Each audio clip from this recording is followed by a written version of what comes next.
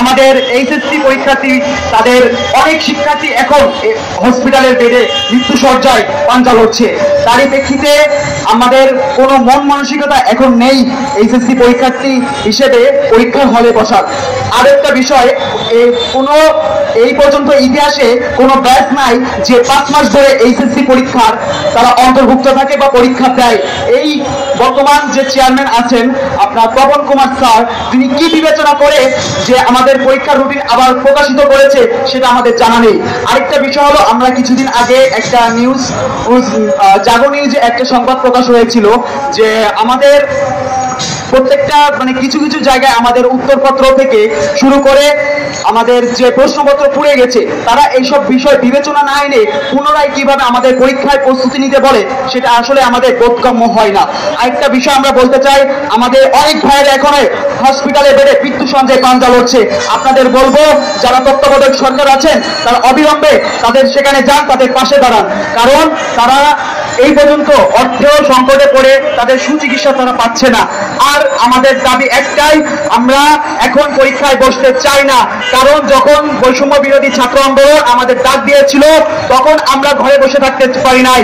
তাদের সাথে কাঁধে কাঁধ মিলিয়ে আমরা আন্দোলনে নেমেছিলাম, যার প্রেক্ষিতে আমরা অনেকে গুলিবিদ্ধ, অনেকে হাত পা ভেঙে গেছে, অনেকে এখনো হাসপাতালে বেডে আছে। তাহলে আমরা কিভাবে পরীক্ষা দেবো তাদের ছাড়া? তাছাড়া আমাদের যে দাবিটা আছে এখন মূলত আমরা যখন নোবেল ছিল স্বৈরাচার সরকারের শিক্ষামন্ত্রী, তিনি আমাদের কোনো কথাই তখন শুনছিলেন না। তখন সিলেট বোর্ডের যে শিক্ষার্থীরা ছিলেন তারা পানির সাথে পাঞ্জা লড়ে তারা পরীক্ষার হলে গিয়েছিল। আমরা বলেছিলাম আমাদের কিছুদিন সময় দেন, কিন্তু এরা আমাদের সময় দেয় নাই। তারা নৌকায় করে এইচএসসি পরীক্ষা কেন্দ্রে গিয়ে তাদের পরীক্ষায় বসাতে তারা চেয়েছিলেন, তারা পরীক্ষাও দিয়েছিল, কিন্তু পরবর্তীতে দফায় দফায় আমাদের রুটিন পরিবর্তিত হয়, যার প্রেক্ষিতে আমাদের মনে একটা অস্থিতিশীল পরিস্থিতি, পড়ালেখার প্রতি অমনোযোগিতার সৃষ্টি, বাংলাদেশের যে একটা পরিস্থিতি ছিল সর্বাধিক বিবেচনায় আমরা একটা অন্য রকমের দিন যাপন করছিলাম, তখন আমরা প্রিপারেশন একেবারেই শূন্য হয়ে গেছিল। যার কারণে আমরা চাই বর্তমানে তত্ত্বাবধায়ক সরকার যারা আছেন তাদের বলবো, আমাদের দাবি অবিলম্বে মেনে নেন। পরীক্ষা বসার মতো কোনো মন মানসিকতা আসলে আমাদের এইচএসসি 24 ব্যাচ পরীক্ষার্থী নেই।